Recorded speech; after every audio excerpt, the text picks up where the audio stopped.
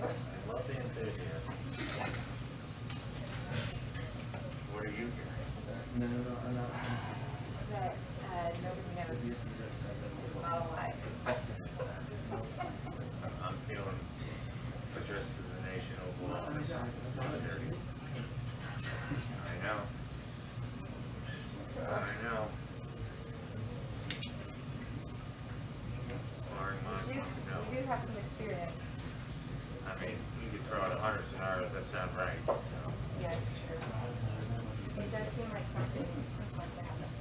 Well, I think my lunch is supposed to come in like 10 minutes, so I would say in 10 minutes we're going to hear something like scramble the jets. There you go. There you go. Gather another pool. Yeah.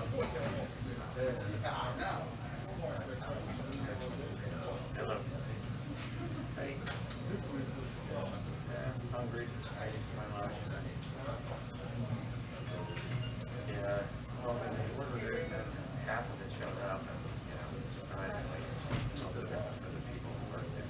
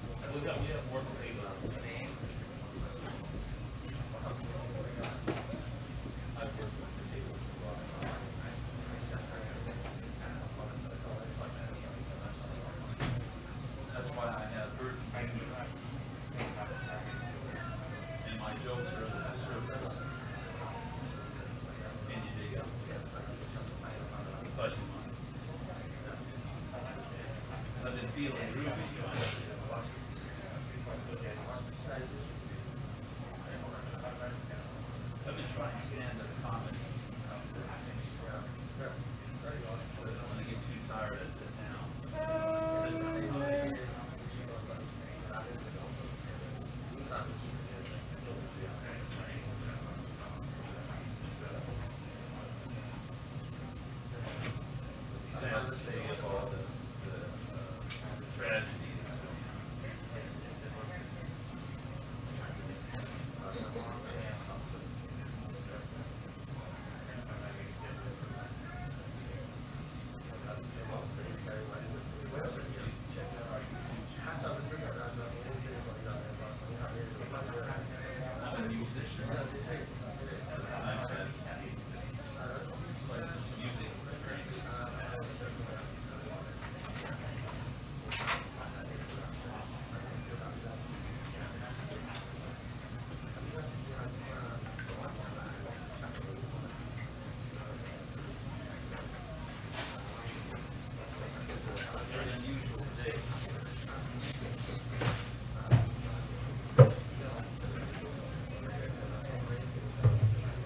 hai má.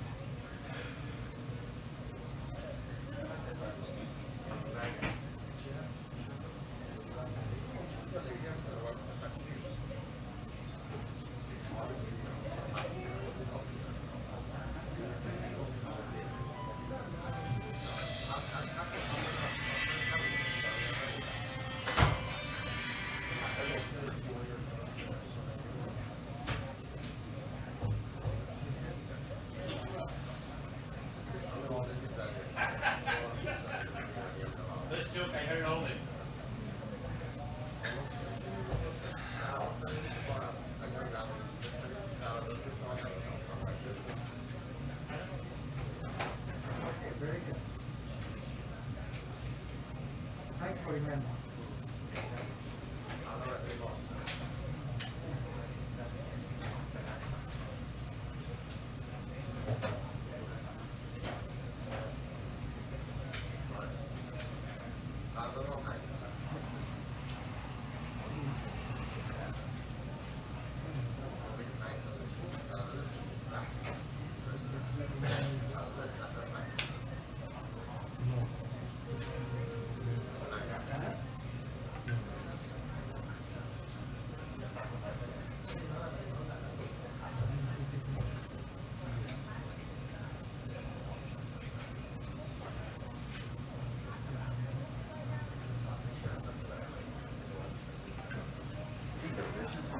Polski jestem korespondentem Polskiego Radia w Waszyngtonie.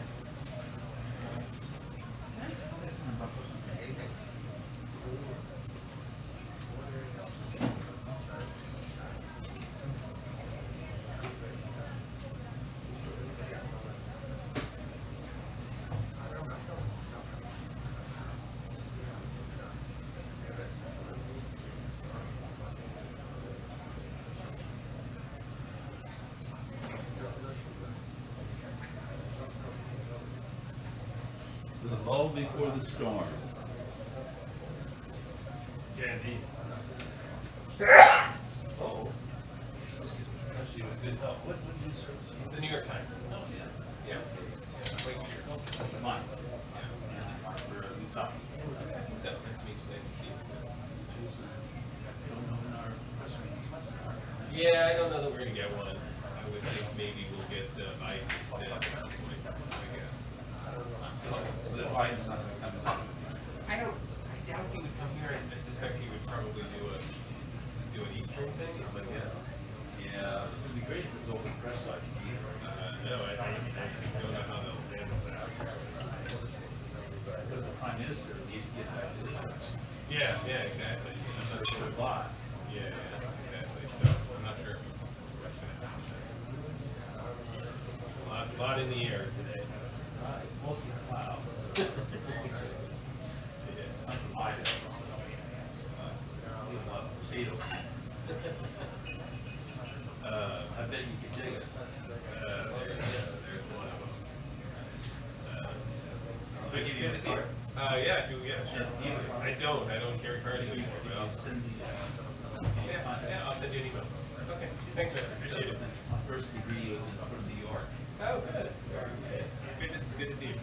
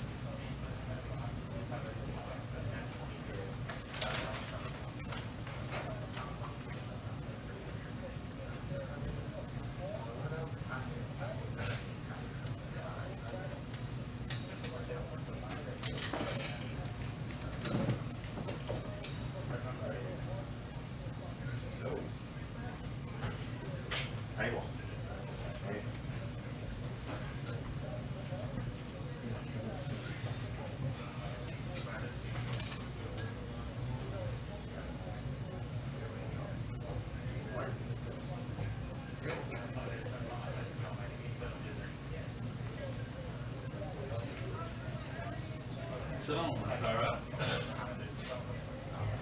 Yeah, Brandon Harper just did the burn. You received my email.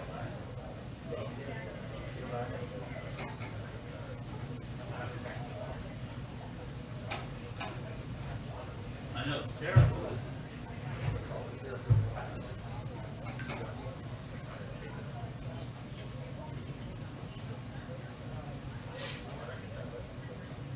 Yeah, I understand the price are site. It's very good. Long.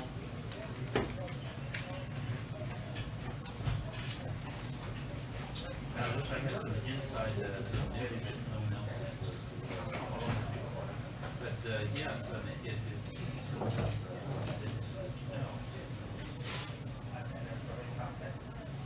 it's just waiting here,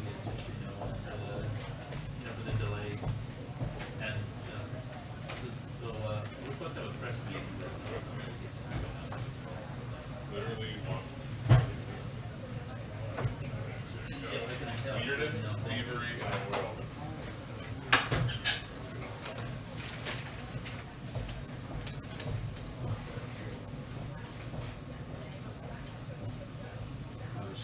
back to Israel with their leaders.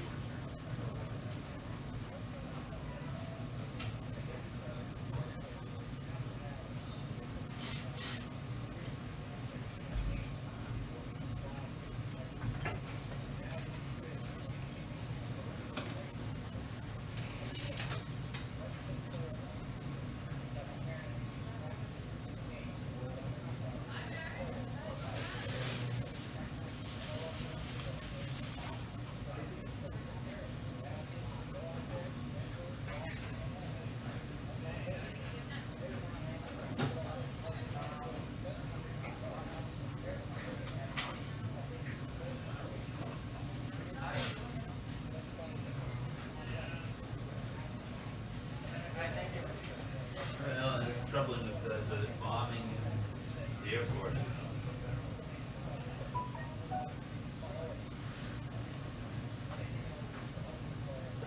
Yeah, right now I'm in a what?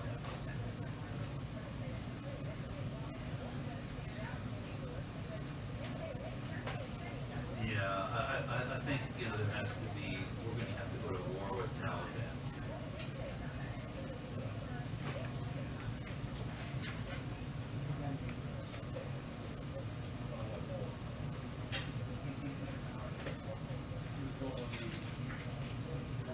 But, you know, I'm delayed here with this, all this prime minister, anyway, unusual, troubling day things.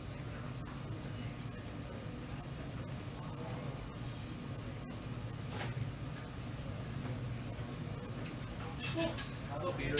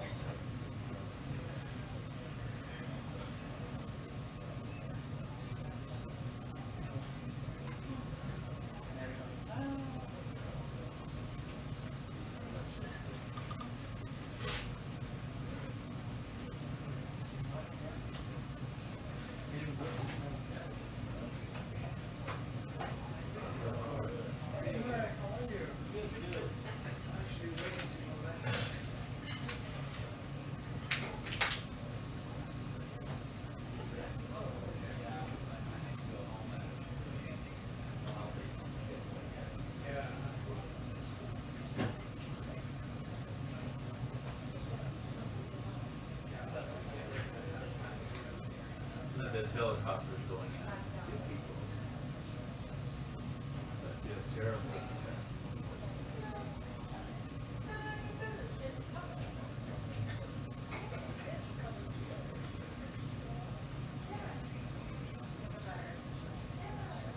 Right, this could have been avoidable.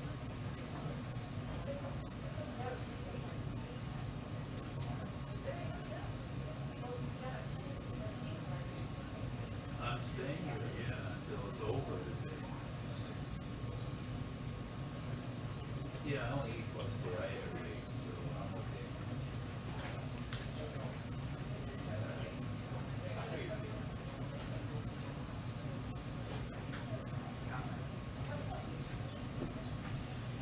Yeah, I've interviewed with Afghan services here in the sense that we're in my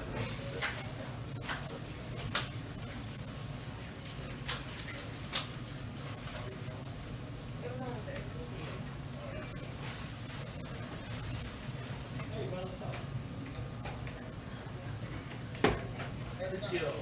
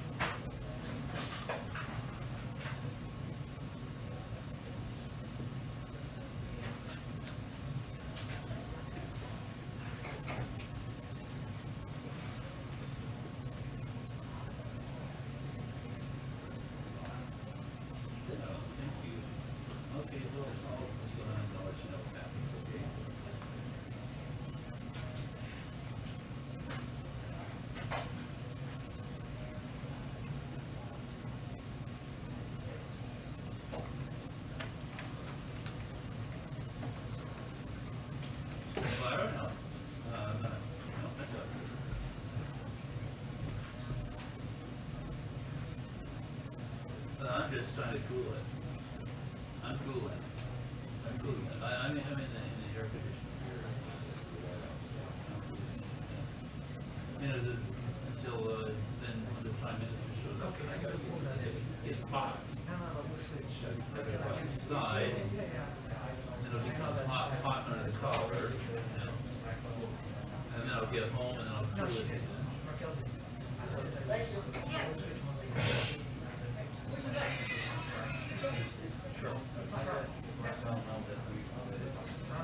Well, he's got to be here because he should be back to Israel.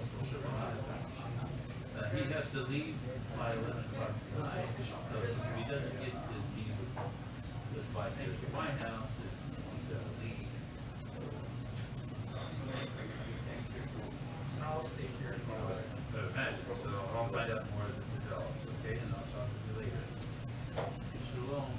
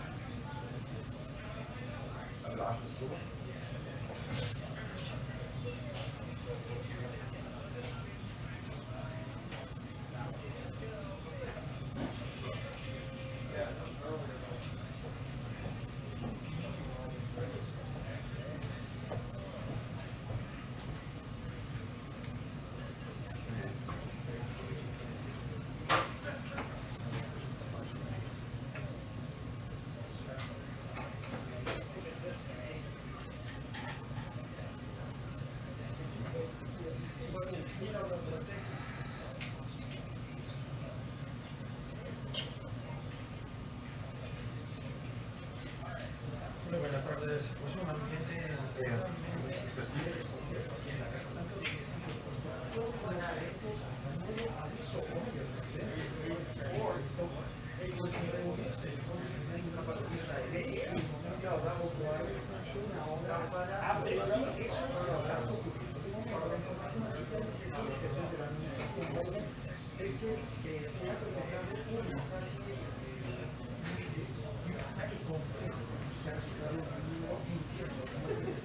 Okay, so now I know it.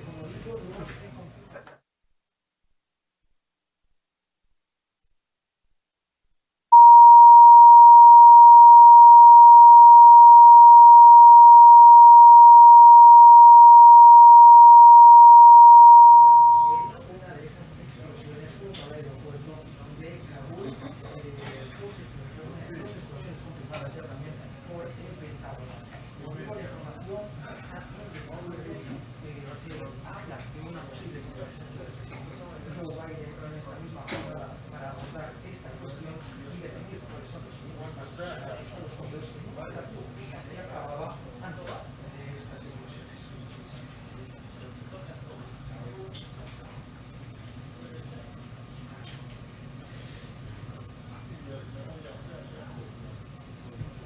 Venga, de nada, hasta luego. Muchas gracias. Hasta luego.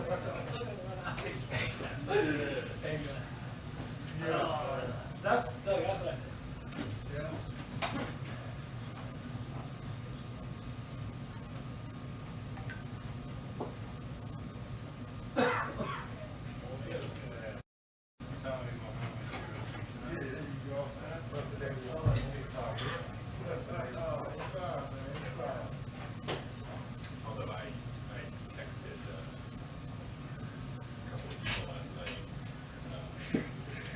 handed me a couple of those months later, and that statement came out saying, close the airport as you go. It's got a bad feeling about this.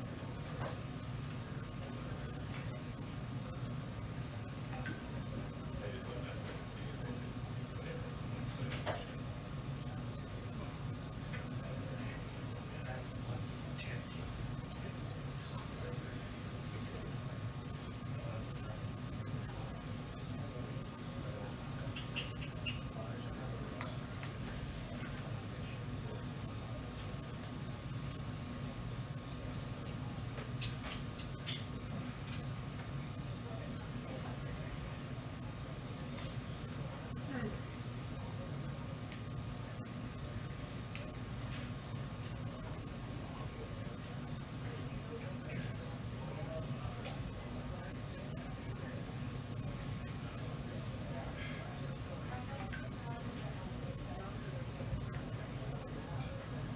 Two, three, four, five. Check one.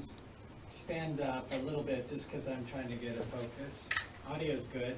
Okay, great. Hold on. And if you want me to stand, it'd probably be more like No, it's this. mainly just for focus. Sure. Great. Thank you. Straight up white balance right off me. So good. Thank you very much.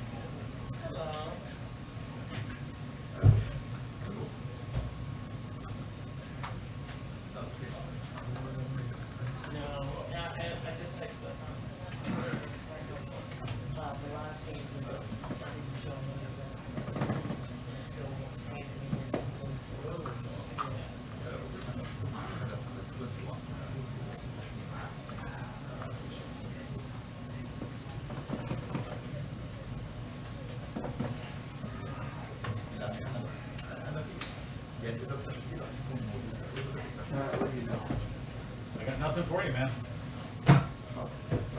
Nothing for you. But I've,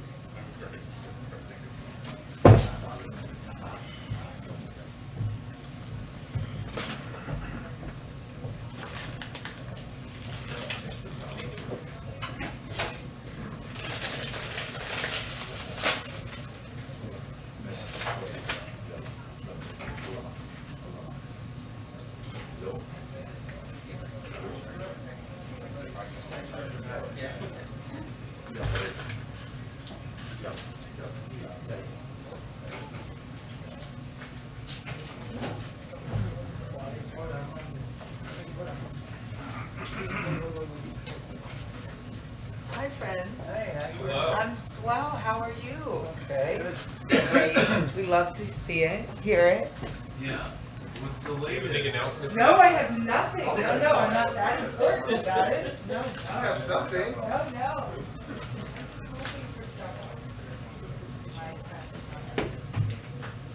Hello, sir. This is NBC. Yeah, It came from New York, they sent it down, it's a nice match. It's a good mask, I see that. Yes.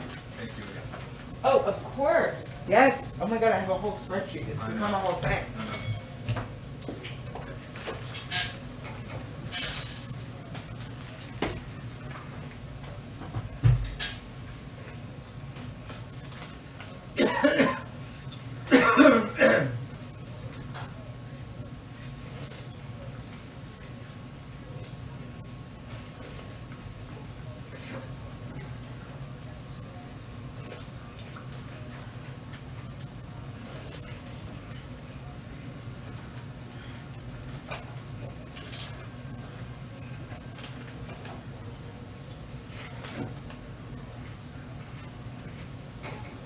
Just do a schedule away.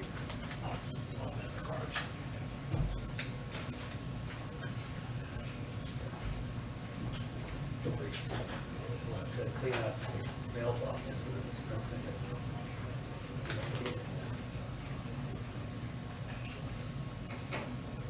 Pentagon, 3 p.m. briefing. nothing live until after that.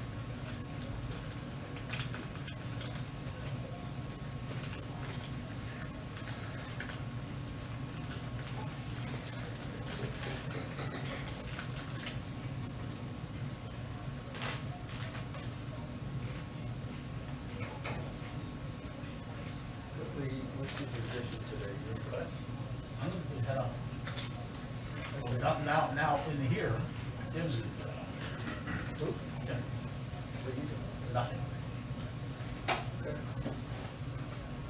Yeah, the East room, So who's doing that? yes, I think that's gonna be most.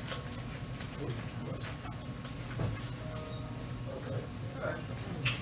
But he's gonna, she's head on. No, I am. Go ahead. Yes. Or over there. Because they call travel pool, it's a lot easier for the customer, just 12 feet out. And there's gonna be capacity in anyway. The customer, he's gonna be attached to the customers anyway. So what, so who's gonna do audio? Yes. That position.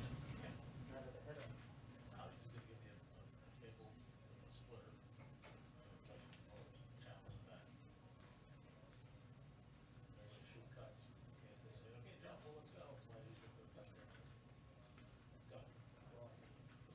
You're on camera.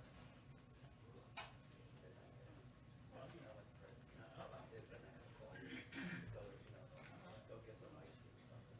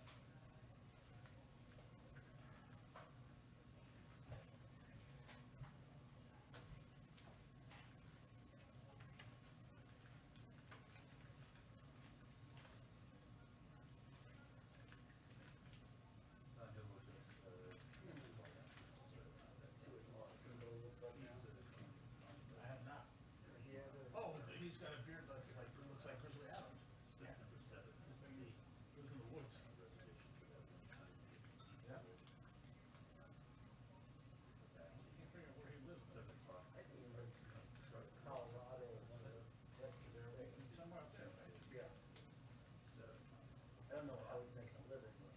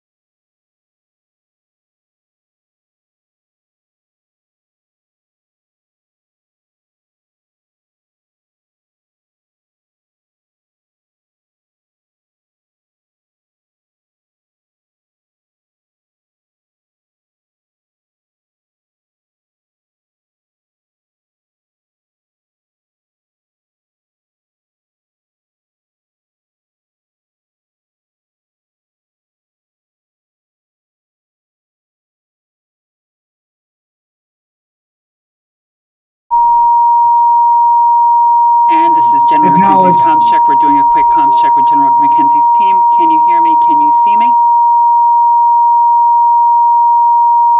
Yes, I can see you and I can hear you, ma'am. Perfect. Thank you very, very much. This concludes the comms check. We will go ahead and get you back on.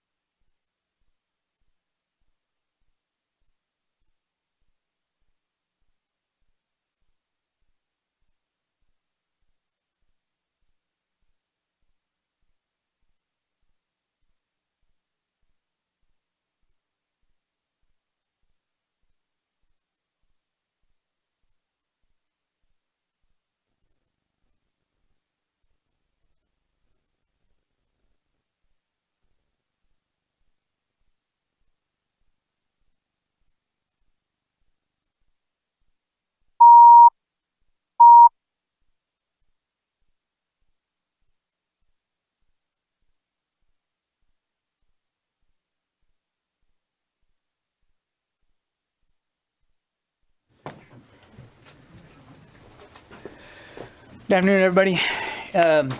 Today, the briefing will belong to General McKenzie, Commander of U.S. Central Command. General, can you hear me okay? John, I can see and hear you fine. Thank you, sir. The General will have some brief opening remarks. He'll obviously address the events in Kabul today, as well as the evacuation mission and where we are and where we're going. Then we'll take questions. I will moderate the questions as we have done before. I will call on you. Please, before you ask your question, identify yourselves and your outlet so the General has an idea of who he's talking to. And just a reminder, we've got 30 minutes and we have a hard stop at 3:30. So with that, General McKenzie, over to you, sir. John, thanks. It's a hard day today. As you know, 2 suicide bombers, assessed to have been ISIS fighters, detonated in the vicinity of the Abbey Gate at Hamad Karzai International Airport and in the vicinity of the Baron Hotel, which is immediately adjacent. The attack on the Abbey Gate was followed by a number of ISIS gunmen who opened fire on civilians and military forces. At this time, we know that 12 U.S. service members have been killed in the attack, and 15 more service members have been injured.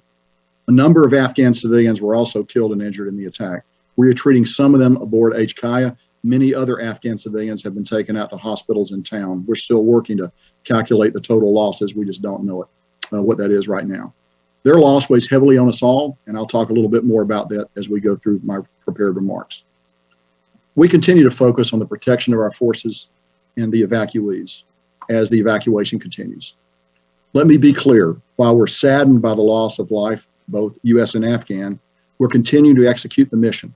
Our mission is to evacuate U.S. citizens, third country nationals, special immigrant visa holders, U.S. Embassy staff, and Afghans at risk. Despite this attack, we are continuing the mission. The evacuation at best speed, and as of today, we have approximately 5,000 evacuees on the ramp at HKIA awaiting airlift. Since August the 14th, we've evacuated more than 104,000 civilians from HKIA. Over 66,000 by the United States, and over 37,000 by our allies and partners. And that includes bringing out about 5,000 Americans. As the Secretary of State said yesterday, we believe that there are about 1,000, probably a little more than 1,000 American citizens left in Afghanistan at this point. We're doing everything we can in concert with our Department of State partners to reach out to them and to help them leave, if they want to leave. And remember, not everybody wants to leave. Yesterday, we brought in over 500 American citizens. It would be difficult to overestimate the number of unusual challenges and competing demands that our forces on the ground have faced. The threat to our forces, particularly from ISIS-K, is very real, as we have seen today. I would also like to express the sense of profound pride I have in the creative, determined, and professional way that our forces have overcome those challenges and to deliver the results that we talked about in my opening portion of the remarks, the number of people that we've been able to extract from Afghanistan. It would also be remiss of me not to mention the tremendous contributions of our many coalition partners, and they stood with us on the ground at HKIA, and also the interagency and international partners who supported the evacuation. The many soldiers, sailors, airmen, Marines, and Coast Guardsmen who supported this operation downrange across the Central Command, the European Command, and the Northern Command areas of responsibility. Moreover, this evacuation could simply not have been done without the amazing flexibility of U.S. Transportation Command and the airlift provided by the United States Air Force. No other military in the world has anything like it. I'd also like to thank the host nations that have generously provided access to their facilities for the processing, the care, and the feeding of our evacuees. I also need to acknowledge the temporary suffering that some of our evacuees have had to endure. Please know that we continue to execute our number one mission, which is to get as many American citizens and other evacuees as possible out of Afghanistan. We also continue to expand the capacity at our intermediate facilities to ensure safe, sanitary, and humane conditions for our evacuees, while continuing to look for ultimate ways to expedite their processing and ultimate transfer to the United States or other destinations. I'd like to close out my remarks today by just taking a moment to describe the heroism that our Marines, soldiers, and sailors are exhibiting as they screen the people who are coming onto the airfield. This is close-up work. The breath of the person you are searching is upon you. While we have Overwatch in place, we still have to touch the clothes of the person that's coming in. I think you all can appreciate the courage and the dedication that is necessary to do this job and to do it time after time. Please remember that we have screened over 104,000 people. Finally, I'd like to offer my profound condolences to the families of our servicemen and women and Afghan civilians who lost their lives today. We have put more than 5,000 U.S. service members at risk to save as many civilians as we can. It's a noble mission, and today we have seen firsthand how dangerous that mission is. ISIS will not deter us from accomplishing the mission, I can assure you of that. All Americans can and should be proud of the men and women of the armed forces who are facing these dangers head on, with their international partners and all our other friends that are with us. And we appreciate your thoughts and prayers for all our service members who are carrying on this mission today. John, I'm now ready to take questions. Thank you, General. We'll start with Lita. Thank you. General McKenzie, Lita Baldor with AP. Thank you for taking the time to do this. Can you give us your assessment of the ISIS threat going forward? What are you seeing on the ground now? Does this cut the evacuation short, do you believe? And are people able to get onto the airport now? And then finally, the president has warned that any attacks against the U.S. would be answered. Will this attack be answered militarily by the U.S.?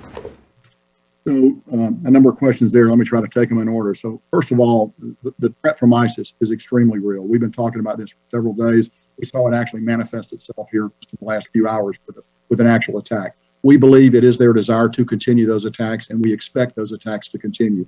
And we're doing everything we can to be prepared for those attacks.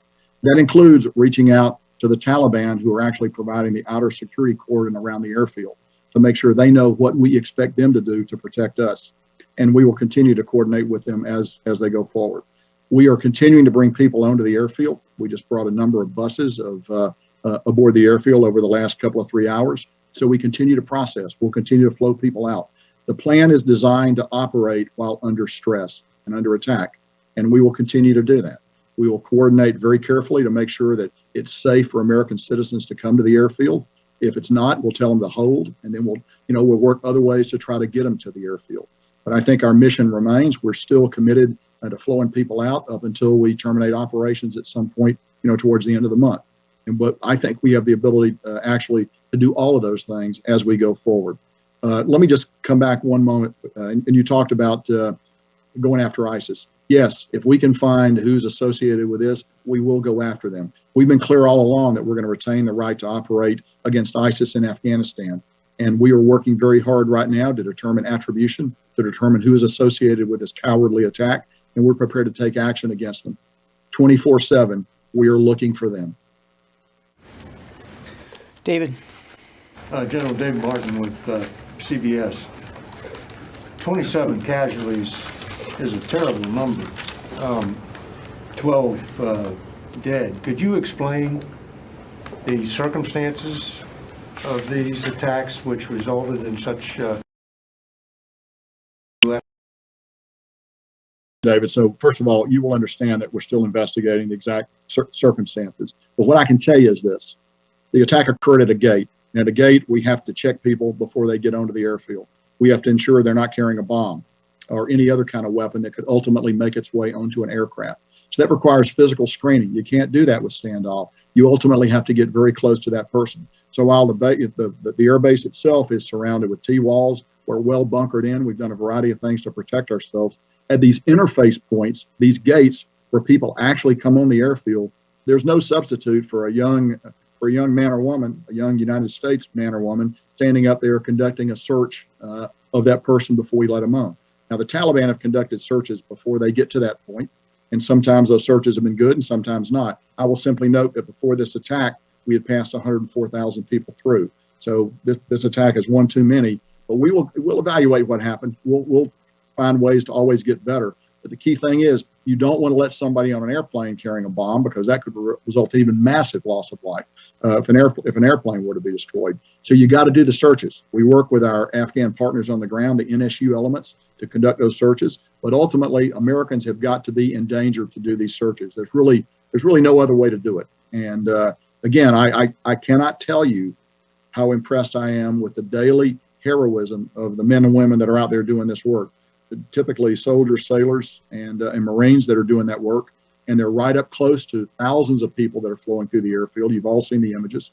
And to be able to get up and do it day after day, it's remarkable. And this time, looks like somebody got close to us. We'll find out why. We'll try to improve our procedures. It is 12 service members dying. Nobody feels that more closely, more directly than me and everyone else in the chain of command. And we recognize that we need to continue to evaluate our procedures as we go forward. At the same time, there's a tension there. We have to continue to let people own the airfield because that is why we are there. We're not there to defend ourselves. We're there to defend ourselves while we process American citizens first, but also the other categories of people that I've mentioned, get them to a place where we can fly them out into a safer, better future. So just to be clear, this suicide bomber was going through the gate, being searched, checked by U.S. service members when he detonated his vest? David, that would be my working assumption. I know this, he did not get inside, he did not get on the installation. It was at the interface point where they try to come in where this attack occurred. And we just don't know more right now. We're gathering that information. As you will understand, we're investigating that. But right now, our focus really, we have other active threat streams, extremely active threat streams against the airfield. We want to make sure that we've taken the steps we need to take to protect ourselves there. So our focus is on that. Over the next few hours and a day or two, we'll learn a lot more about what happened here. And I'm sure we'll be able to share that with you. But right now, our focus is actually going forward, ensuring that another attack of this nature does not occur. Because as you know, typically the pattern is multiple attacks. And we want to be prepared and be ready to defend against that. Courtney. Can you, hey, General McKenzie, it's Courtney Cuby from NBC News.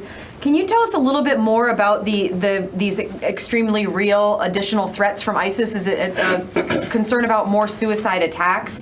And also about some of the steps that you may be taking to mitigate future attacks? I mean, would it include putting U.S. troops or Marines outside the gates or outside of the airport for additional perimeter security? And then finally, with all of this, is there any discussion about sending any additional U.S. troops to Kabul airport for additional security measures? So let me actually answer the last part of your question first. We assess we have the forces we need to protect ourselves there. I'm always in a constant dialogue with the secretary. If I needed anything else, I'd be talking to him immediately, but I think we have what we need to protect ourselves. So let's talk a little bit about the threat streams. So very, very real threat streams, very, very what we would call tactical. That means imminent, could occur at any moment. And they range from rocket attacks. We know that they would like to lob a rocket in there if they could. Now, we actually have pretty good protection against that. We have our anti-rocket and mortar system, the gun systems that those of you who've been out there are very familiar with, that are pretty effective against these kinds of attack. We are well positioned around the boundary of the airfield, and we feel that we would be in good shape should that kind of attack occur. We also know they aim to get a vehicle-borne suicide attack in if they can, from a small vehicle to a large vehicle. They're working all those options. And then we've just seen their ability to deliver a walk-in, a vest-wearing suicide attacker. All of those things we look at. Now, the other thing we do is we share versions of this information with the Taliban so that they can actually do some searching out there for us. And we believe that some attacks have been thwarted by them. Again, we've been doing this we've been doing this since the 14th. This is an attack that's been carried out. We believe it's possible that others have been thwarted. We cut down the information we give the Taliban. They don't get the full range of information we have, but we give them enough to act in time and space to try to prevent these attacks. The other thing we try to do is we try to push out the boundary even further so that we don't get large crowds massing at the gate. Clearly, at Abbey Gate today, we had a larger crowd there than we would like, which goes to show you that the system is not perfect. But we have gained large elements of standoff at other gates, and we want to keep that kind of standoff in place. As you know, standoff for attacks like this is always the best defense. Unfortunately, we just don't have the opportunity, given the geography of the ground that we're on, to always gain that kind of standoff. So let me close up your question by saying we take the threat of these attacks very seriously. We're working them very hard. We're doing a variety of things. We got, as you know, we have AH-64 attack helicopters on the ground that we're flying to take a look. They have very good thermal and optical imaging systems. We got aircraft overhead that also have very good imaging systems. We have unmanned aircraft, MQ-9s, that have the ability to look. All of these systems are being applied in defense of the airfield, all of them on a continual basis, all of them vectored by the intelligence that we receive, and then we also use the Taliban as a tool to protect us as much as possible. I'm going to go to the phone, so I haven't done that yet. Alex Horton, Washington Post.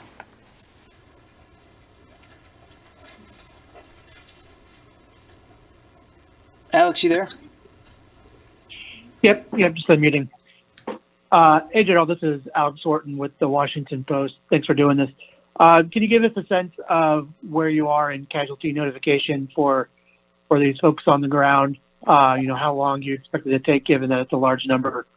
And also, can you tell us a little bit about, how the forces have reacted? You said that you introduced a little, probably more standoff at this point, but what are other measures you're taking to increase security after the attack? Sure. So I would actually defer you to the services for notification of casualties. That's a function that the services provide. And I believe that process is ongoing, but I do not have visibility on it. My visibility is fully forward against the day-to-day practical threat that we face in the theater. But there are other people who can probably then answer that question for you. I'm just not that person, Alex. So in terms of practical things that we're doing, okay, again, we've reached out to the Taliban. We've told them you need to continue to push out the security perimeter. We've identified some roads that we would like for them to close. They've identified that they will be willing to close those roads because we assess the threat of a suicide-borne vehicle threat is high right now. So we want to reduce the possibility of one of those vehicles getting close. And so we're actually moving very aggressively to do that. We talked a little bit about the overwatch that we have in place, but I'll review it again. We have our unmanned aircraft, our MQ-9s, and other unmanned drone systems that have very good optical and other means of looking down. So we look at what's happening around the gate. We try to identify patterns, and we got highly trained people that take a look at that. We also have our aircraft that we fly locally, the AH-64s that I mentioned a few moments ago, as well as other manned aircraft that come off the USS, off the carrier that we have off the Makran coast, as well as U.S. Air Force aircraft that we bring up from out of Afghanistan. Everything ranging from F-15s to AC-130 gunships. And as you know, the AC-130 gunship has a very highly capable targeting system, and it's also a very visible platform. And we know from long experience that visible demonstration of these kinds of ISR tends to dissuade the attacker because they know that if we can see them do it, we're going to strike them immediately. So we'll be prepared to do that should it become necessary to defend the base. We're looking very hard. We assess we are in a period of heightened warning right now, and we're working through that as aggressively as we can. Over. Gordon. Yeah, General, Gordon Wolf from Wall Street Journal. Can you tell us if you think that your recommendation for staying potentially after August 31st would change because of this threat stream? Or are you concerned about the threat stream? And also, the U.S. military and the Taliban have been coordinating very closely on various things. Do you still trust the Taliban, and is it possible that they let this happen? So as to whether or not they let it happen, I don't know. I don't think there's anything to convince me that they let it happen. As to whether or not I trust them, that's not necessarily that's a word I use very carefully. You've heard me say before, it's not what they say, it's what they do. They have a practical reason. Coordinating very closely on various things. They want to reclaim the airfield. We want to get out by that day too, if it's going to be possible to do so. So we share a common purpose. As long as we've kept that common purpose aligned, they've been useful to work with. They've cut some of our security concerns down, and they've been useful to work with going forward. Now, long term, I don't know what that's going to be. I will tell you this: anytime you build a non-combatant evacuation plan like this, and you bring in forces, you expect to be attacked. So we expect, we thought this would happen sooner or later. It's tragic that it happened today. It's tragic there was this much loss of life. We are prepared to continue the mission. I've had a great opportunity to have dialogue with my chain of command on it, and I'm not going to be able to share with you what my advice has been, as you know and understand, Gordon. But I think we can continue to conduct our mission even while we're receiving attacks like this. Over. Eric. General Eric Schmidt with the New York Times. Even before today's attack, you were just 4 days or so from leaving. How soon will you have to start diminishing the evacuation flights, if indeed those can continue, to make space and time for the military retrograde, that is the withdrawal of the remaining troops there and their equipment? So Eric, without getting into specifics, I would tell you that the plan is designed to maximize throughput of evacuees even as we begin to prepare to draw down the force on the ground. So we recognize there's a need to balance the two. So we're not going to get to a point where suddenly we turn off the spigot. It will draw down as we get closer to the end date. It's not useful for me to share that date with you right now when we will begin to draw down those flights. but we will do it at some point. At the same time, I want to emphasize again, the plan is designed to maximize pushing people out, even as we reconfigure the force, continue to defend ourselves, and get ready to bring out our own equipment, and ultimately our own military personnel. And General, if I could just follow up on that, will you have to also develop alternative routes beyond those that you already have to get the remaining Americans in Kabul who want to leave safely to the airport? So I would tell you that we have worked over the last week. We have brought in hundreds of Americans by working alternate routes to get them in, by establishing contact with them, by directing them down a steady different ways to get to the airport. Our task force, our JSOC element, does that on the ground very effectively in coordination with Admiral Vaisley, who's the overall commander there. So we continue to do that. That's not something that we're beginning now. We've done that all along, and we will continue to do that up until the last moment. Jennifer. General McKenzie, Jennifer Griffin, Fox News. Can you say, was there one or two suicide bombers at the Abbey Gate? And can you say for certain that it was a male bomber? And can you give us any more details about the second explosion that occurred at Barron Hotel? Was that a VBIED? Was that a car bomb? Or was that also a suicide bomber? Finally, there are State Department employees who are side by side with U.S. Marines at that gate. Were there any other U.S. citizens killed in the attack? And why were the Marines so close together that so many were killed in one strike? So we think one suicide bomb at Abbey Gate. Don't know if it was male or female. Just don't have that information. Don't know much about the second bomb, except one went off in the vicinity of the Barron Hotel, which, as you're aware, is a deeply bunkered structure. And as far as I know, there were no UK military casualties as a result of that. There may have been Afghan casualties, and I'm sure there were Afghan casualties. But it will take us a little bit of time to actually learn how many Afghans became casualties. While we took some of them on board the installation, many of them were taken to hospitals out in town. So what I see is what I get on open source reporting about the nature of those casualties. But we're trying to gather more information about it. So the last point, I would tell you, I don't know the size of the bomb, and the size of the bomb is directly related to how many people are going to be affected by the blast radius of the weapon. We are going to investigate that. As I've noted before, you're at the interface point there at these gates. Somebody's actually got to look someone else in the eyes and decide that they're ready to come in. And so we'll find out exactly what happened. Beyond that, I would not want to speculate at this time, Jennifer. Thank you. Any other American citizens from the State Department who were killed? None that I am aware of now. Okay, I need to go back to the phones. Laura Seligman. Hi, General. Thanks so much for doing this. A couple questions. First of all, can you tell me, we've heard reports of a third and possibly a fourth attack in Kabul today. Can you confirm those? And then also, can you tell us how exactly are you still conducting these evacuation flights? Are you concerned about manpads and other threats to the aircraft? Well, indications of other attacks in Kabul, but we have not been able to run that information down. So we see it. We get open source reporting on it, but I can't confirm that there have been other attacks in Kabul away from HKIA today. We continue to take a look at that very hard. I will tell you this: the safety of our aircraft coming in and out is of paramount importance, because obviously you have the opportunity there for 450 or more people to die if you have a significant mishap with the aircraft.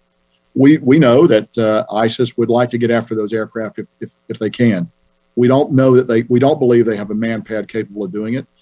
They have taken shots at our aircraft on occasion without effect. We think that's going to continue.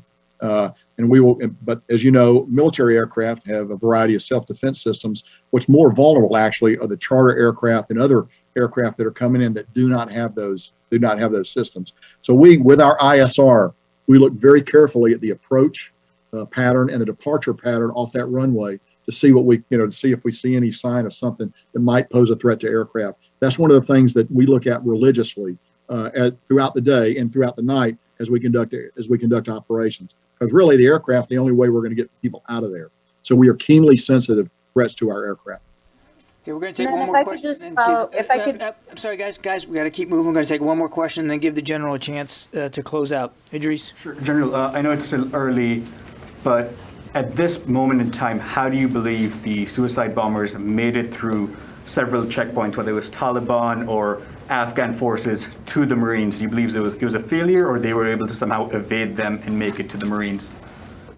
Well, clearly, if they were able to get up to the Marines at the screening at the entry point of the base, there's a failure somewhere.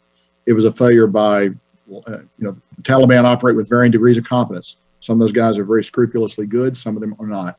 I just don't know the answer to that question. But we will. You can be assured we're going to continue to take a look at it and try to make all our practices better as we go forward.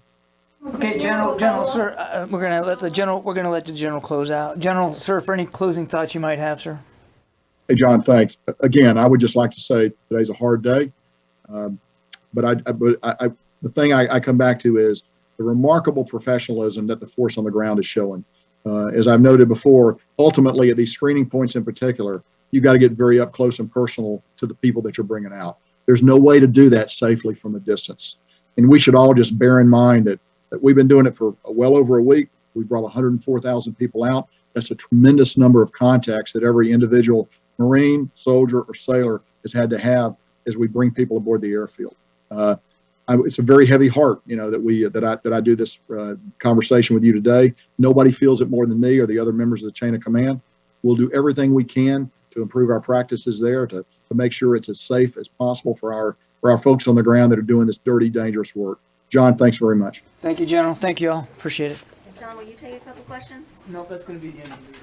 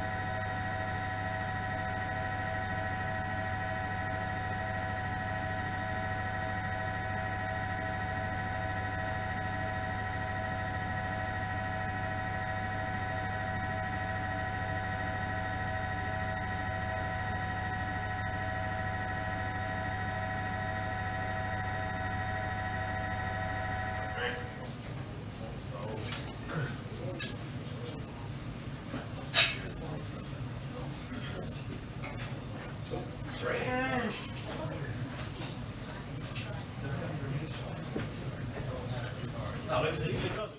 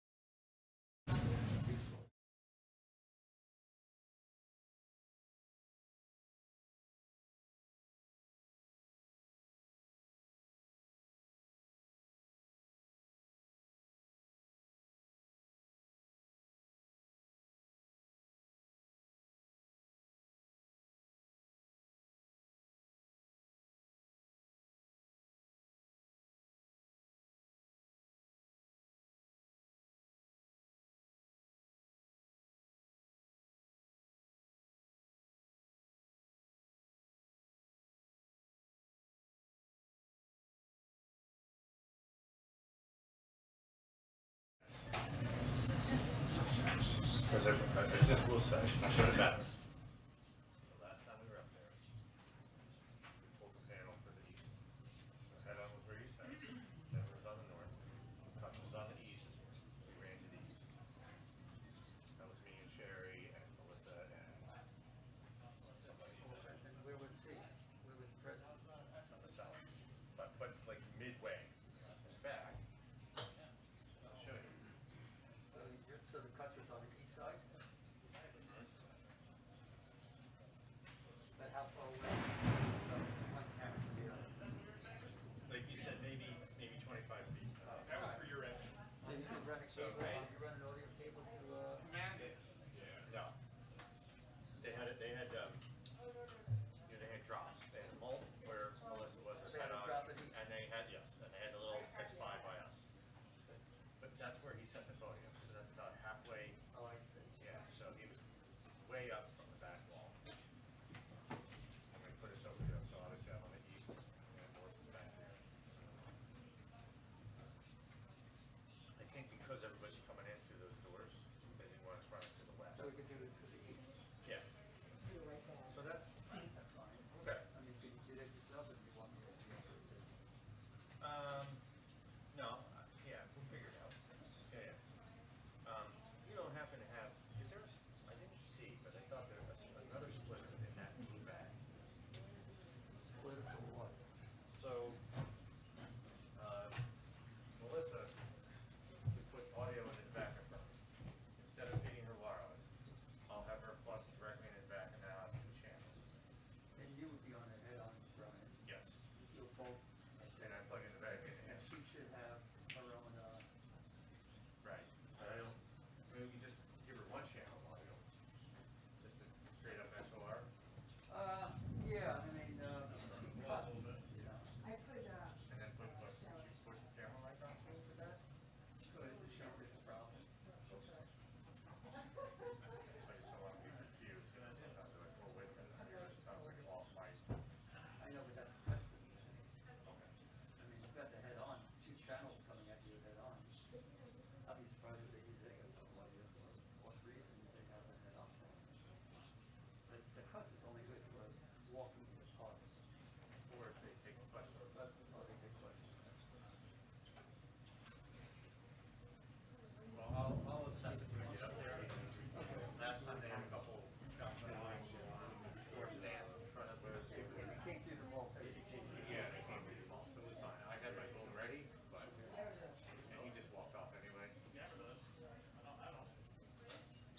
No, I know. I was telling you, I was like, I need to get out. This is Good. this place. You good? Good as it gets.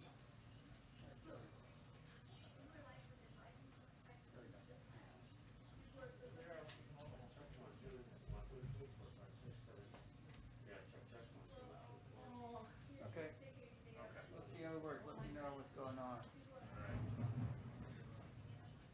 right, now. Yep, I got you. Well, cell right above our head. Is that what it is? That's sweet. That kind of tells you the state of the world right there. Well, that kind of tells you to stay inside at the moment. Yeah, there's a moment goes through. That's probably cool. Hopefully they bring us up to 4:30 and leave us up here. Is it gonna be gone by 4:30?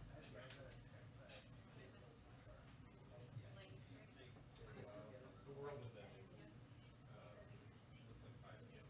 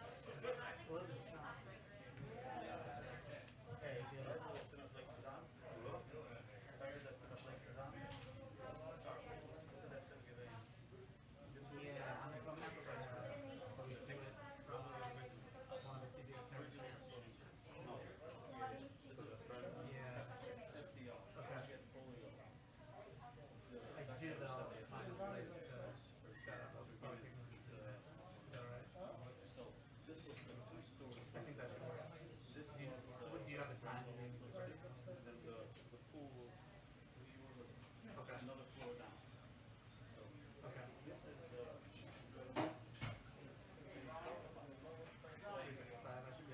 Okay, let me try to find the idea more specifically in a type working space. Still standing for now. Yep, fine.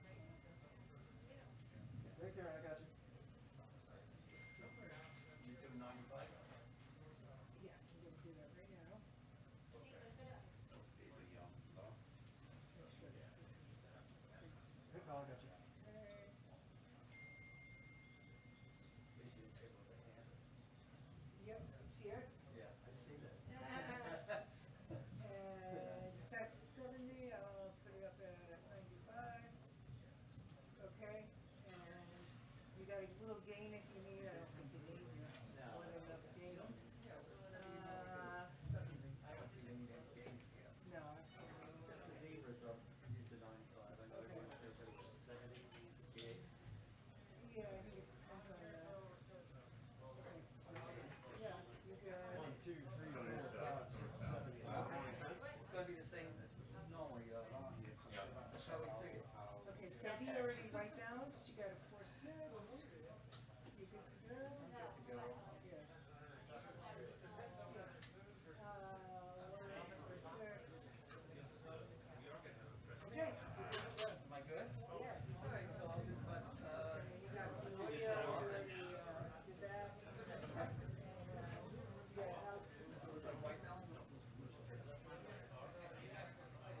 you know, don't forget the angle on that one. How you're looking at it.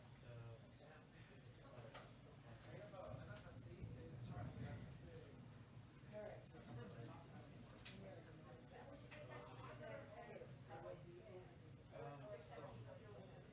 Okay. Do cuts until you guys show up. Okay. Are you good? Are you comfortable with what everything's going on? Yes. Okay, got cables and everything there?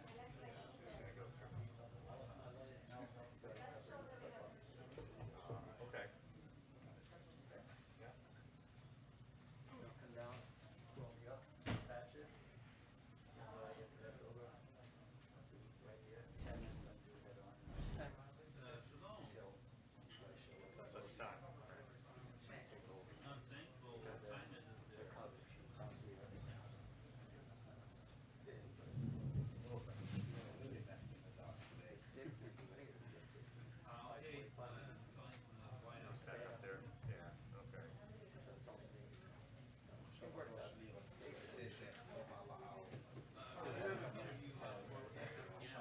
Stand up there.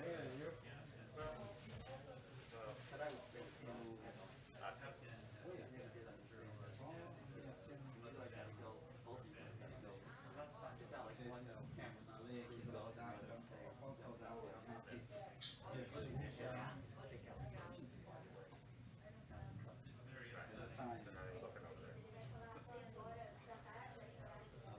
Okay.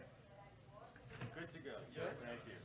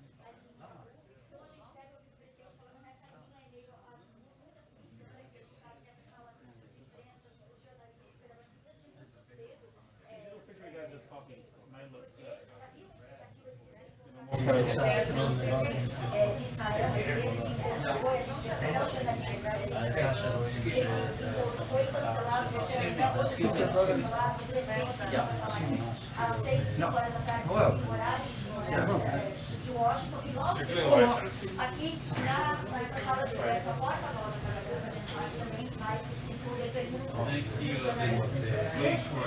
das coisas que a gente estuda bastante aqui também, que fazer agora com esses refugiados. Vocês falaram que tinha pegado uns 30 votos, sair do país através daquele programa especial de visto, ainda 250 que estão lá aguardando. Eu conversei essa semana com um amigo que já está aqui nos Estados Unidos há anos, há 5 anos, há mais de 5 anos, e ele estava aguardando a família chegar e ele estava muito preocupado, porque desde 2016 a família dele aplicou para esse visto especial de imigrante que é dado para os afegãos, também iraquianos, que necessitaram, que ajudaram os Estados Unidos nessa guerra, o governo americano, mas ele estava muito revoltado porque não teve nenhuma resposta até agora, isso faz mais de 5 anos. E a gente tem que lembrar que grande parte do país é do governo anterior, do governo Donald Trump,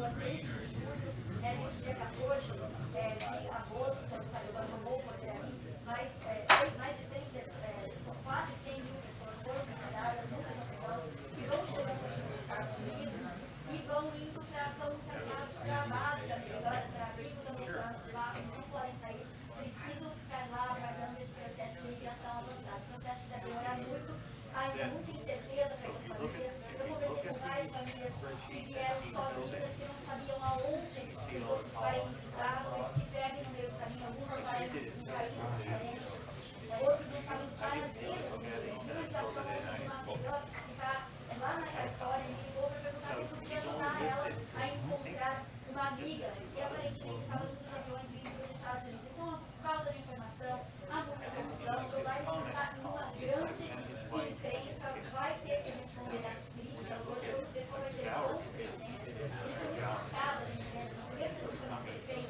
aqui sobre depois de toda a tomada de Kabul, porque ele não mostrou empatia com as pessoas e saiu apontando os dedos, tanto para a administração anterior quanto também para os líderes do Afeganistão, que, segundo Biden, deixaram o Talibã tomar o poder. Então, vamos ver como esse outono presidente hoje, o presidente falou mais algumas vezes sobre o Talibã, mostrou um pouco mais de empatia com as cenas aí. Essa semana eu perguntei, inclusive, para o assessor de comunicação, para o assessor de segurança nacional do presidente Biden, Jake Sullivan, aqui nessa sala de imprensa, como ele achava que o mundo estava vendo os Estados Unidos com essas cenas ali no Afeganistão. E ele achava que é certo dizer agora que os Estados Unidos estão de volta no cenário global diante dessas cenas.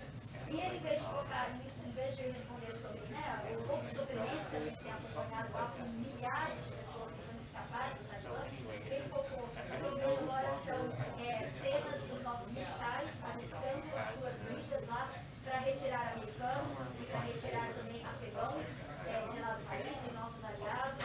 Então, essa é a mensagem que foi isso. Agora, esses militares americanos já 12 mortos e 15 feridos ali.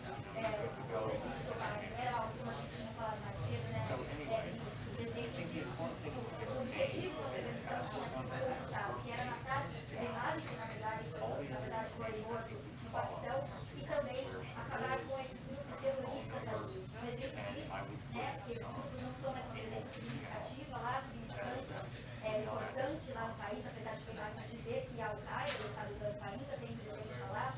E agora, hoje, a gente vê que eles conseguiram, então, realizar esse ataque que vinha sendo já as autoridades de segurança, de inteligência, que vinham alertando para a possibilidade de um ataque em horas, desde ontem à noite, pedindo que todos os cidadãos americanos e de outros países saíssem de lá de perto do aeroporto, porque havia essa possibilidade do Estado Islâmico.